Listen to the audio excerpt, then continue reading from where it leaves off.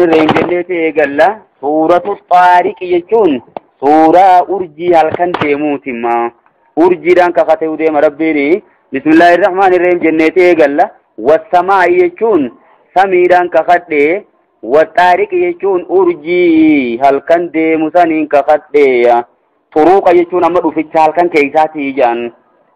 Xaariq jechuun isa halkan dhufu jechuudha. Maalimee dhiiroonni sun wama adraaka jechuun maaltu si beeksise? Maxaariqu jechuun waan xaariqiin sun ta'e maaltu si beeksise way beeytaati argamaa kiyya. Annajmu saaqib jechuun rabbiin ifumaafuu ibse. Annajmu jechuun urjii. Asaaqibu jechuun dukkana uraa ta'e sani jechuudha. Mala urjiin halkan dukkanti feete jiraatu achuma keessaan gadi mul'atti jechuudha. Dukkana uree gadi baa urjiin kun urjii kami dhiiroo. Urjii taate irratti mufassirtoonni wal dhaban ammaasiiti wal dhabanii uumaa miti. Bakka urjuma dukkana uru jennee fasaree dhiisuu dandeenya. Urjii jarri gabbarufaatiitu jira jechuudha. Furayyaa tajaamtu, shi'iraa tajaamtu. Yoo akkasuma urjiileen baay'ee jira. Ati walumaa galattuu Rabbiin urjuma dukkana halkanii tana urtee gadi mul'attu nuuf kakate. In kullu nafsin jechuun cuftummaan lubbuutu hin taane lamma aleyaa jechuun isirra jiraatu malee. Inin tunnaaf yaadammaa maa kullu nafsin cuftummaan lubbuutu hin taane lammaan ammoo maanaa illaati. Illaa aleyaa isirra jiraatu maleedha. Haafidhuun jechuun tiksaan isirra jiraatu malee hin taane je lubbummaan takalleen. Eeywa malaayikaan tiksuu hawjii isaanii eegu bira jiraatu malee lubbummaan takka inumaa hin jirtu addunyaarra. In kullu nafsin lamaa aleehaa tajettuu jirti qiraatiin. In kullu nafsin jechuun sha'anii jenna jaan hoggaasan. Innahu jechuun dubbii keessa haasofne kullu nafsin cuftummaan lubbuutu lamaa aleehaa jechuun isirra ni jira. Haafidhuun jechuun tiksaatu irra jira jechuudha. Akkasi fasara yeroo san lamaan laamattii zaayidaa jennaan yookiin laamattii tana jawaaba innaa keessa khabara innaa keessa seente jechuudha. Innahu jechuun dubbii yoo haasofne kullu nafsin cuftummaan lubbuutu lamaa aleehaa jechuun isirra ni jira.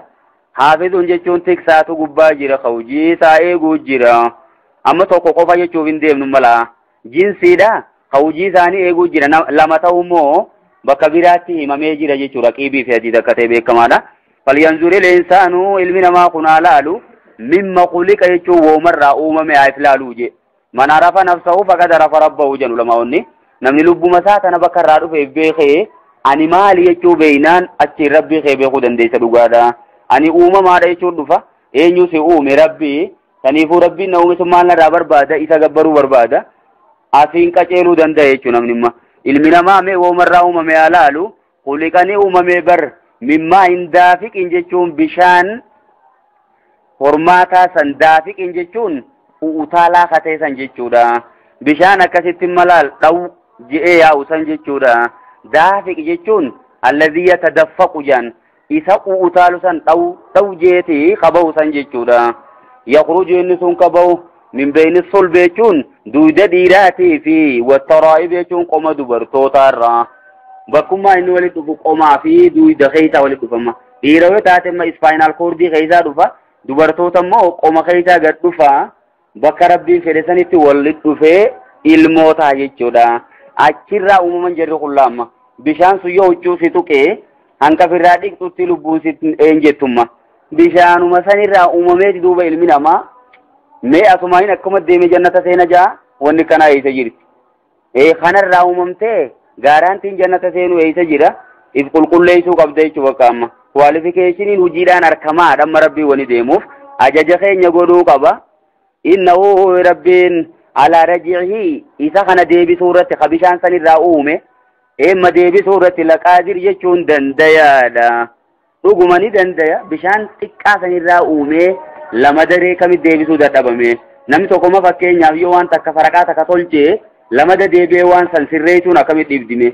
Tanamaatu nuu beekamtu tarabbii gaa rabbii wani takkaleen hin dhibne san akkamittu ni jajjabaatti.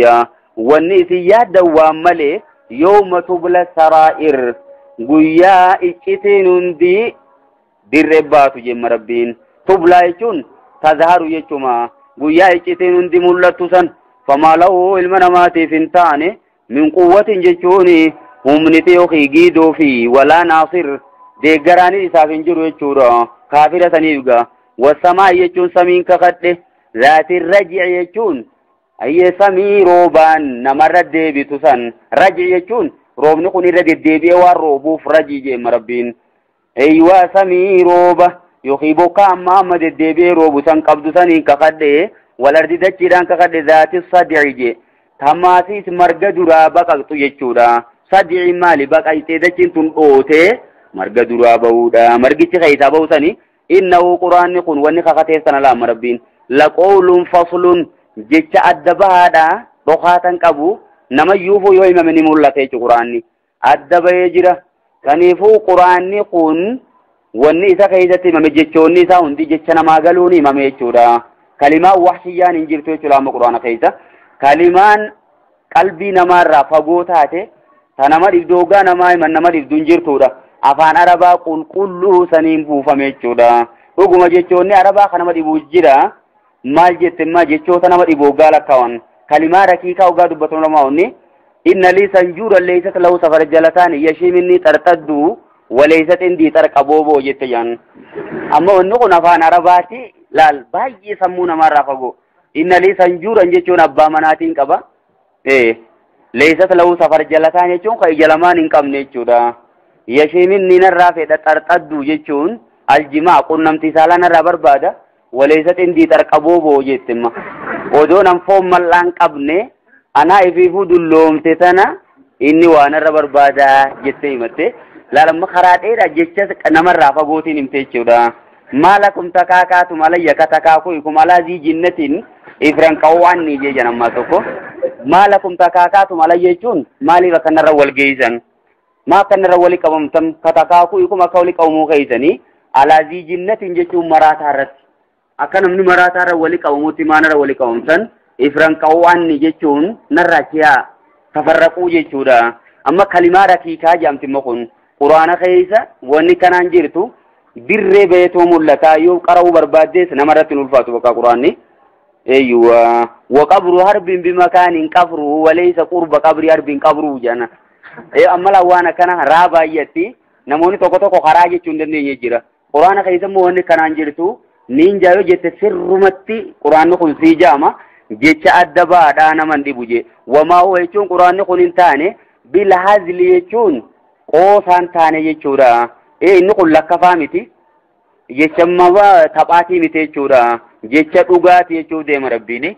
hazli yookaan jenne jecha qoosaaf jaamu jecha dhugaan itti fedhamin tokko miti jechuu deemala jecha dhugaan itti fedhame malee quraanni jecha kanumatti rabshaadhaaf taphaaf jecha darbatamu tokko isinitti hin fakkaatin jecha ulfaataadha innahum isaan jarri mushriktoota kun yakiiduuna kaydan jechuun tooftaa baasan amantii sana balleessuuf quraana kana kajeessiisuuf quraanuma kana akka namni jalan deemneef tooftaa baay'ee baasanii bara dhufaniimma kaniifuu quraana kana akka godhan hoggaa wallaalan walaloodha janiin garagalanii kuhaana innummaanuu ergamummaan sunuu jecha kuhaanaati jan innummaanuu maraataa janiin maasiisi quraanummaan kunuu hogbarruu warra durifaa jaanamma kuni tooftaadha waakiidu keeydananiis tooftaan itti baasan rabbiini famahilil kaafiriina kaafirtootaaf yeroo kennimee jeenuma haa jiraatanimma addunyaarra haa bashannananii famahilil kaafiriina kaafirtootaaf qaaxaroo dheereysime yeroo kenneetin jarjarinii